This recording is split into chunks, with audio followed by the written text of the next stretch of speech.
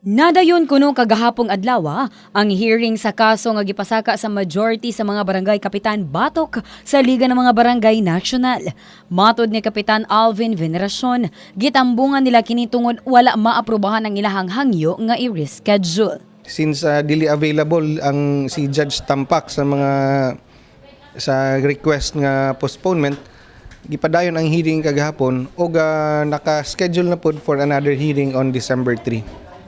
Human niini, sunod ko ng hearing sa Disyembre 3, una mahuman ang 20 days extension sa Temporary Restraining Order kung TRO aron dili kini makalingkod sa sangguniang panglungsod isip bag-ong presidente sa Liga ng mga Barangay sa Jensan.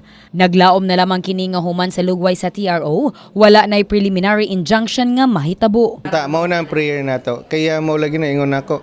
Ang prayer sa mga complainants, ang prayer nila sa ato ang korte nga ang preliminary injunction nako. Ako ang prayer nako sa Ginoo nga wala na injunction. Nasayran nga si Kapitan Edgar Atcharon, usa sa mga mipirma sa kaso ug nakabutang gayud ang iyahang pangalan dito sa TRO. Apan karon, hapit na kuno mahuman ang problema nila sa liga ug mihangyo na kini nga i-withdraw ang kaso. Wala pa ko kabalo no kung unsa na, pero ako gapang ninguha ko nga ma-withdraw gyud ang kaso para at least mabalik tong amo ang relasyon nga walay color.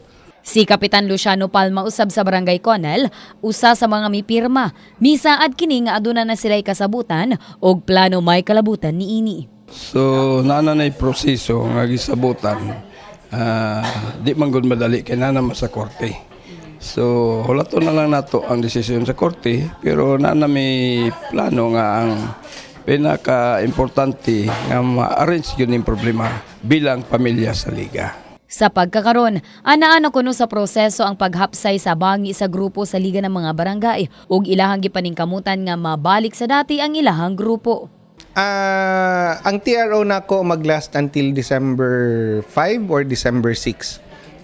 Hopefully on the Tuesday after December 5 or the sanggunian session after December 5 or December 6, makakuan na ta. Makalingkod na ta sa sanggunian as ex officio member. So mas maayo man gud nga sukad tong after sa Liga ng mga Liga ng Barangay election. So wala wala may bingkil-bingkil nga mga kapitan. So katulang nahitabo. So gapang hinaot ko nga ang uban nga mga kapitanes mo humok ang ilang kasing-kasing para at least maistoryahan maayo ang sitwasyon nga katong nahitabo. Abi Lorenzo, Brigada News.